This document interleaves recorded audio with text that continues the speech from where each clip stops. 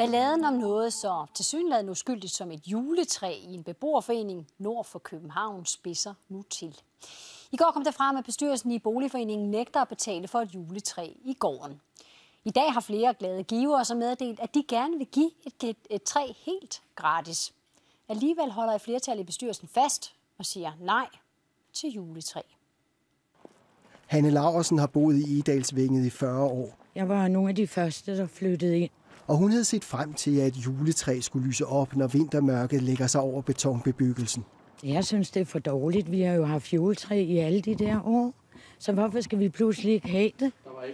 Men Egedalsparkens muslimske flertal i boligbestyrelsen har sagt nej til juletræet. Der er ikke nogen, der ønsker at stå for det her arrangement. Og jeg synes, det er komisk, at jeg som muslim skal stå for et julearrangement. Jeg har aldrig holdt jul, og jeg ønsker ikke at holde jul.